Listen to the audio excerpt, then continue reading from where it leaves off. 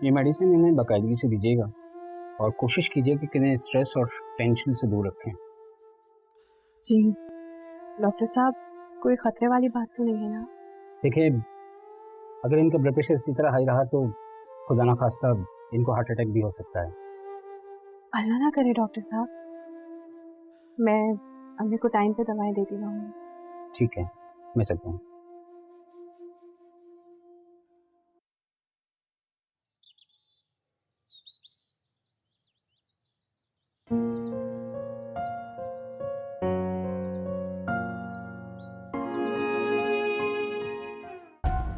ज़ैद, नाराज हो? नहीं माँ, मैं तुमसे बिल्कुल भी नाराज नहीं। एंड यू नो व्हाट, मुझे तुमसे बहस करने में कोई इंटरेस्ट नहीं, इसलिए प्लीज जाओ यहाँ से। देखो ज़ैद, मैं जानती हूँ कि जो कुछ भी हुआ उसमें मेरी गलती है। माँ, हम तुमने जो करना था तुमने कर दिया, अब तो खुश होना। ज़ैद, मैं सब कुछ ठीक कर लूंगी, मैं अंकल से माफी मांग लूंगी, मैं सबसे माफी मांग लूंगी। माँ, अब कुछ ठीक नहीं हो सकता। तुमने अपनी इस हरकत की वजह से अब्बू की नजरों में खुद को इतना गिरा लिया, इतना बुरा बना लिया कि अब कुछ नहीं हो सकता। अच्छा, आप नाराज नहीं हो, मैं सब ठीक कर लूंगी।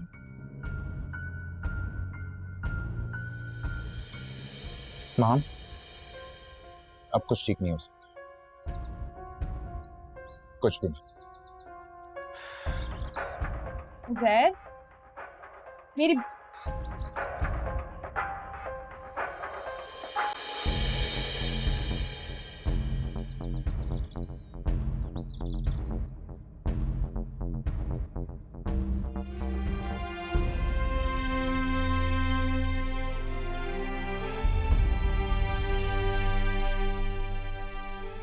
बेटा क्या कह रहा था डॉक्टर?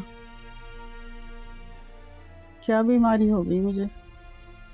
हमें कुछ नहीं, बस आपका बीपी हाई हुआ है। आप जो बिला वजह इतना सोचती हैं, टेंशन लेती हैं, तो बीपी तो हाई होगा ना आपका। मैं अपनी बच्ची सवेरा की तरफ से बहुत टेंशन में हूँ। पता नहीं मेरे दिल में क्या क्या वसवसे आते रहते हैं। अम्मी, आप ज्यादा फिक्र मत किया करें सवेरा की, उसको कुछ अरसे के लिए उसके हाल पे छोड़ दें। ये कैसे हो सकता है? कोई माँ भला अपनी औलाद को छोड़ सकती है? भूल सकती है अपनी औलाद को?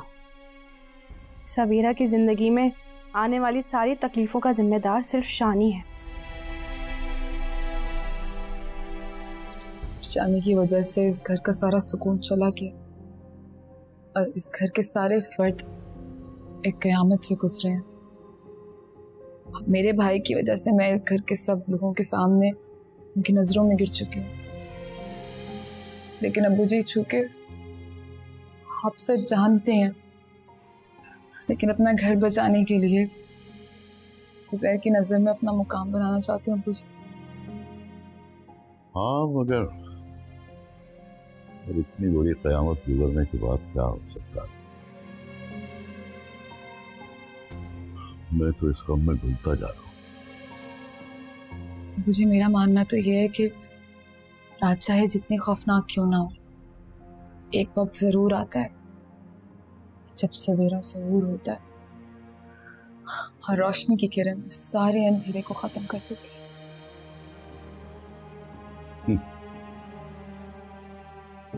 पता नहीं हमारी जिंदगी में कब वो दिन आएगा जब ये सारा अंधेरा रोशनी में बदल जाएगा। अब्बू, अगर आप इजाजत दें तो मैं नाज़िया के लिए एक नया रिश्ता देखूं? ठीक है सर, अब जो तुम्हारा दिल चाह रहा है वो करो, लेकिन एक बात का ख्याल रखना, अब मेरी इज्जत पर या नाजिया पर किसी ने उंगली उठाई तो मैं बर्दाश्त नहीं कर पाऊंगा। उसमें अब और जिल्लत बर्दाश्त करने की हिम्मत नहीं। अब्बू, कैसी बातें कर रहे हैं? मैं आपकी इज्जत पे कभी आंच नहीं आने दूंगी और ये सब कुछ मैं जो भी कर रही हूँ आपकी खुशी के लिए और इस घर की खुशी के लिए ही तो कर रही हूँ।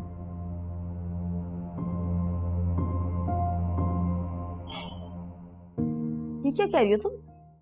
अम्मी बिल्कुल ठीक कह रही हूँ, ये तमाम बातें मैं अभी सुन के आ रही हूँ।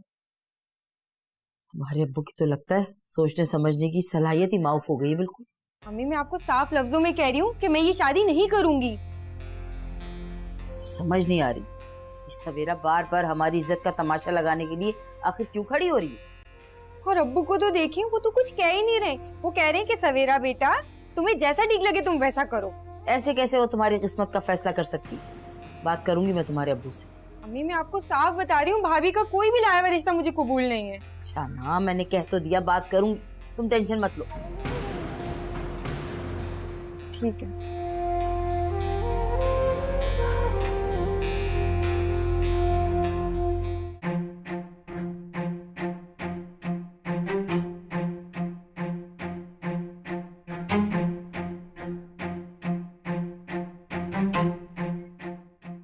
क्या सुन रही हूँ ये मैं? क्या हो गया, इतना गुस्सा किस बात का है? क्या सुन लिया तुमने? ये सुन लिया कि आपने सवेरा को फिर इजाजत दे दी कि वो नादिया का रिश्ता ढूंढे। अरे हाँ, आई थी सवेरा मेरे पास, कहने लगी कि मैं अभी भी नाजिया के लिए अच्छा सा रिश्ता ढूंढ सकती हूँ। तो मैंने कहा ठीक है भाई, ढूंढ लो। क्या हो गया आपको? किसकी चिकनी चुपड़ी बातों में आ रहे हैं? अरे फिर हमारे घर का तमाशा लगा देगी वो। शाहाना, सवेरा इस घर के लिए और नाजिया के लिए बेहतरी चाहती है, इसलिए उसे रिश्ता ढूंढने दो। मैं कुछ नहीं जानती। और बात सुन, मैंने और नाजिया ने फैसला कर लिया कि नाजिया का रिश्ता मैं खुद ढूंढूंगी। देखो शाहाना बेगम, सवेरा इस घर की फर्द है, उसे अपने भाई के जुर्म की तलाफी कर लेने दो। मैं आपको अपने फैसले से आगाह कर चुकी हूँ। अब बेहतर है कि आप सवेरा को खुद ही मना कर दें। मुझे किसी का एहसान नहीं चाहिए अपनी बेटी के लिए।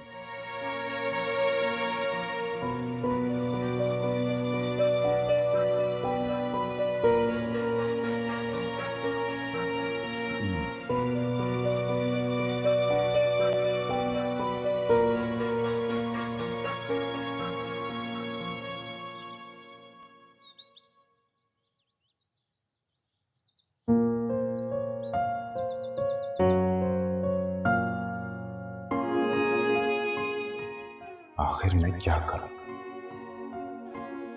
किस तरह समझाऊं अब्बू को कि मैं अब सवेरा के साथ अपनी जिंदगी नहीं गुजारना चाहता।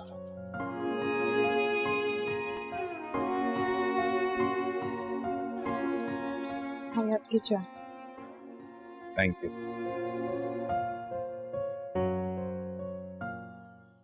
आप यहाँ हैं, मैं आपको पूरे घर में ढूंढ रही थी। क्यों?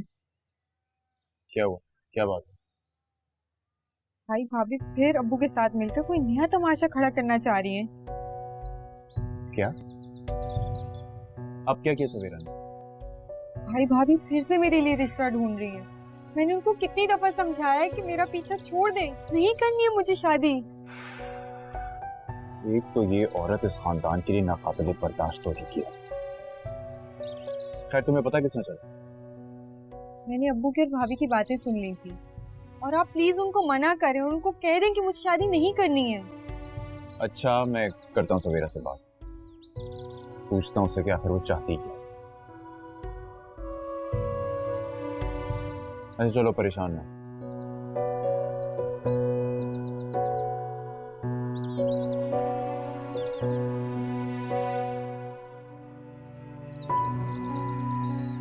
भाई नादिया ने तो शादी ना करने की कसम खा ली है। अब सवेरा ने कहा कि मैं इसके लिए कोई और रिश्ता देखूंगी, तो इस बात पे भी सबका मुंह बन गया। ऐसा अब मेरा ख्याल है कि बेहतर यही होगा कि आप नाजिया के लिए कोई अच्छा रिश्ता खुद ही ढूंढ लें। हाँ हाँ, जाहिर है मैं भी यही सोच रहा हूँ, लेकिन मैं सवेरा को मना भी तो नहीं ना कर सकता।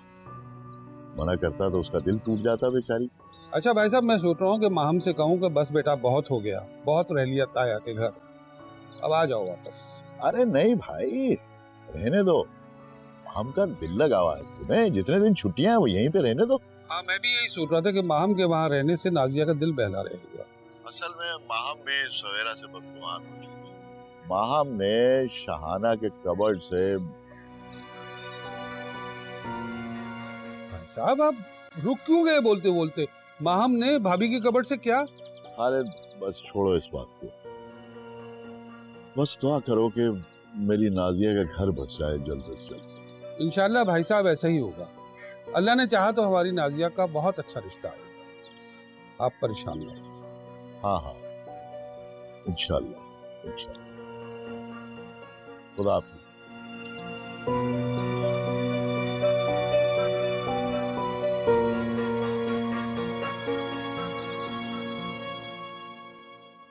बेटा अल्लाह तुम्हें खुश रखे। अल्लाह जल्द से जल्द तुम्हारी गोद हरी कर दे। तुम्हें चांद सा बेटा थे, तेरी सारी मुश्किलें आसान हो जाए।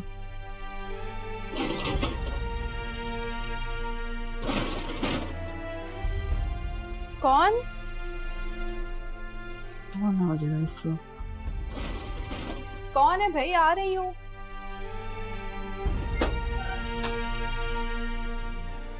नवाज आप आइए ना, अंदर आए। क्यों? मुझे देख के एकदम चौंकी हुई? नहीं नहीं, बस ऐसे ही। असल में मेरे जहन में बिल्कुल भी नहीं था कि आप ऐसे अचानक क्यों आ जाएंगे।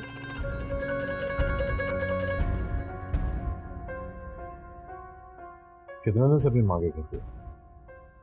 अभी तक तुम्हारा दिल नहीं भरा? चलो सामान बांधो चाहिए। नवाज, अम्मी की तबीयत बहुत खराब है, आप आए अम्मी से तो मिलने।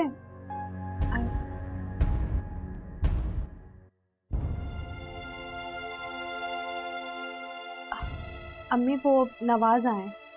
नवाज आया, जल्दी से उसके खाने पीने का बंदोबस्त करो बेटा। जी। अस्सलाम वालेकुम। वालेकुम सलाम। आओ नवाज, बैठो बेटा। नहीं, मैं यहाँ बैठने नहीं आया, इसको लेने आया। नवाज, अम्मी की तबीयत बहुत खराब है, आप मुझे यहाँ 1-2 दिन और रहने देना। कितने दिनों से यहाँ पे?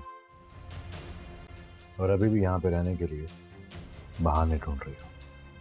नहीं बेटा, तुम नाराज मत हो, गुस्सा मत हो। जाएगी तुम्हारे साथ। जाओ मेरा, अपना सामान उठाओ और जाओ। लेकिन अम्मी, आपकी तबीयत ठीक नहीं है, मैं आपको ऐसे कैसे अकेला? रह लूंगी, मैं रह लूंगी, ठीक है, तुम जाओ। तो फिर एक काम करो, तुम यहाँ अपनी माँ के पास रुको, मैं जाता हूँ। नवाज बेटा नाराज मत हो, जा रही। अरे रोको ना नवाज को। नवाज, नवाज, नवाज बात तो सुने। नवाज,